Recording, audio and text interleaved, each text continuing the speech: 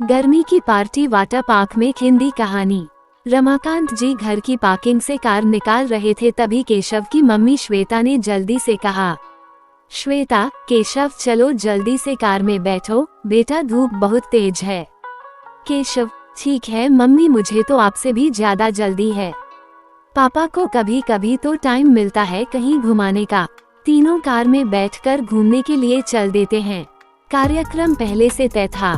पहले water park जाएंगे, फिर बाहर अच्छे से रेस्टोरेंट में खाना खाएंगे, उसके बाद शाम को मूवी देखेंगे।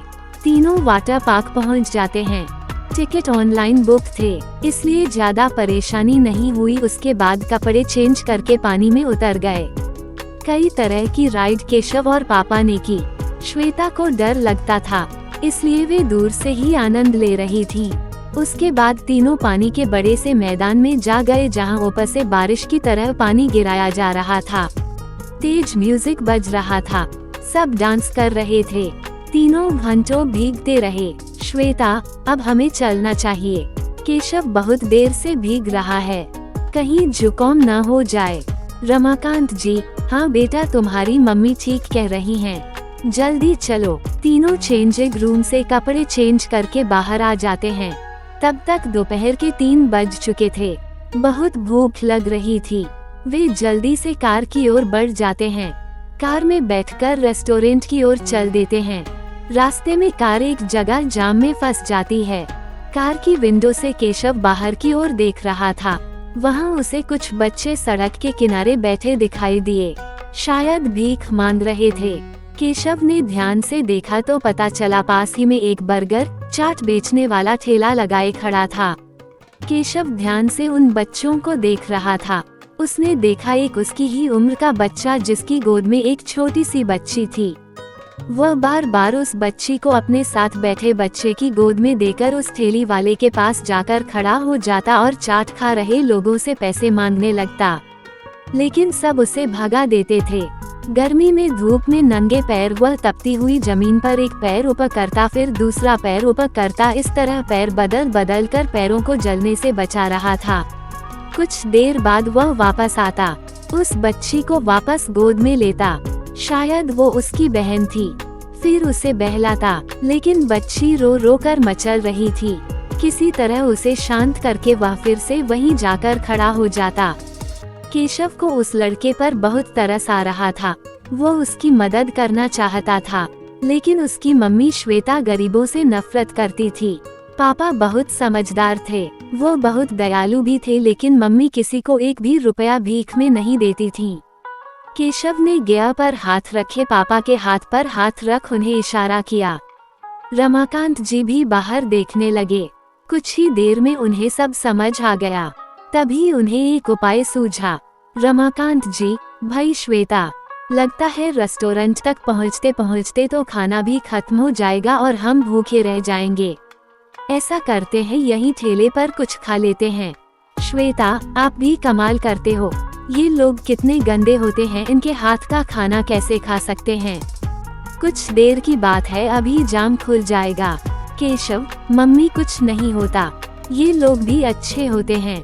ऐसे तो मैं इतने बड़े स्कूल में पढ़ता हूँ, उसकी कैंटीन में कई बार खाने में कॉकरोच निकल चुका है। श्वेता, अच्छा पहले क्यों नहीं बताया, मैं कल ही प्रिंसिपल से शिकायत करती हूँ। रमाकांत जी, चलो ना थोड़ा सा खा लेते हैं, मैं गाड़ी साइड में लगाता हूँ।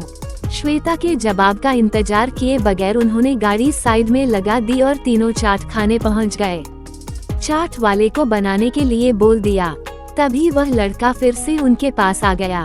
केशव, तुम्हारा क्या नाम है, क्या चाहिए तुमको? छोटू। भैया, नाम तो मेरा राजा है, पर सब छोटू कहकर बुलाते हैं। मैं और मेरी बहन, वो जो उसके पास है, दोनों भूखे हैं। श्वेता, केशव, मैंने मना किया है, न ऐसे लोगों से बात मत किया करो। रमाकांत जी, ओहो श्वेता बच्चा है, तुम भी कमाल करती हो। भैया, इसके लिए भी एक चाट का पत्ता लगा दो, लेकिन तुम्हारी बहन तो बहुत छोटी है, वो ये सब नहीं खा पाएगी। छोटू साहब, चाट रहने दीजिए, कुछ पैसे दे दीजिए, उसके लिए दूध ले लूंगा। बोतल मेरे पास है। रमाकांत जी, लेकिन यहाँ तो कोई दुकान नहीं है। छोटू साहब वो सड़क के उस पार सामने की गली में है। रमाकांत जी ने उसे 20 रुपये दिए। वो 20 रुपये लेकर उस बच्चे के पास गया जिसने उसकी बहन को गोद में ले रखा था। उससे बोतल लेकर तेजी से सड़क पार करने लगा। बिना अपनी जान की परवाह किए वह दूसरी ओर पहुंच गया। वहां एक चाय वाला चाय बना रहा था। उससे 10 रुपये का दूध बोतल में डलवा लिया। फिर बोतल को हिलाता हुआ जिससे चीनी मिल जाए वह अपनी बहन के पास आया और उसे अपनी गोद में लेकर दूध पिलाने लगा। इधर चाट भी बनकर तैयार थी। रमाकांत जी, श्वेता और केशव तीनों चाट खा रहे थे। फिर रमाकांत जी ने चाट वाले से एक पत्ता और बनवा लिया। अपनी चाट खत्म करके वो पत्ता लेकर छोटू के पास पहुंच गए।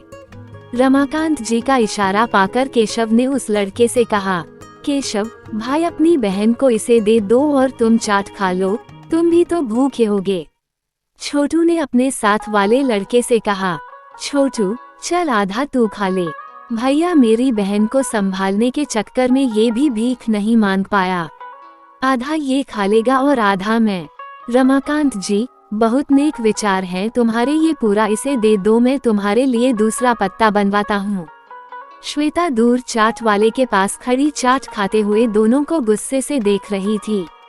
रमाकांत जी एक और चाट का पत्ता बनवा लाए। रमाकांत जी ला अपनी बहन को मुझे दे, इसे हम संभालते हैं, तू भी खा ले। केशव और रमाकांत जी उसकी बहन को दूध पिलाने लगे। चाट खाकर छोटू बोला, छोटू साहब आप बहुत अच्छे हैं, आपने मुझे 20 रुपए दिए, इससे तो शाम के दूध का भी इंतजाम हो जाएगा। आपका बहुत शुक्रिया। केशव लेकिन छोटू कल क्या होगा? छोटू भैया भगवान ने जैसे आज आपको भेज दिया वैसे ही कल किसी और को भेज देंगे। छोटू की बात सुनकर केशव गहरी सोच में डूब गया। उसे उनके कल की चिंता सता रही थी। रमाकांत जी ये सब देखकर बोले, रमाकांत जी तुम्हारा कोई नहीं है, माता पिता कहाँ हैं तुम्हारे?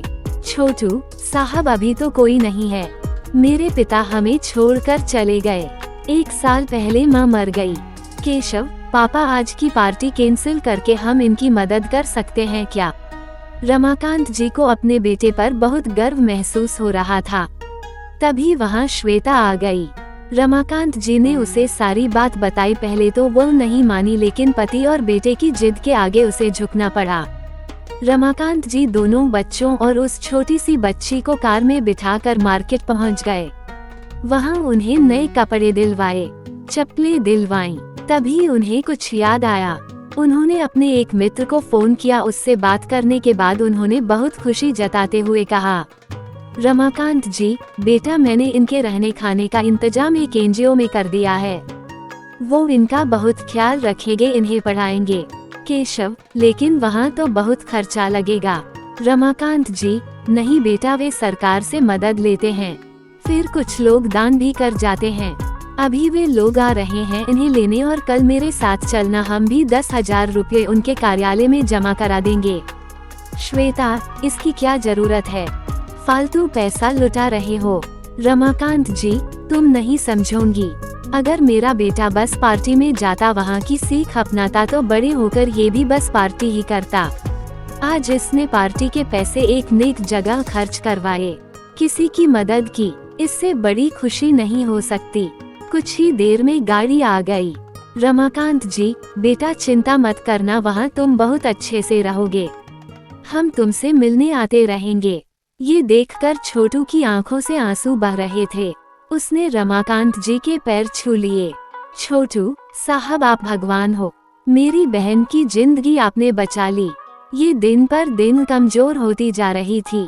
रमाकांत जी मैंने सब इंतजाम कर दिया है, वहाँ तुम्हारा पूरा चेकअप होगा, पौष्टिक खाना और दूध मिलेगा।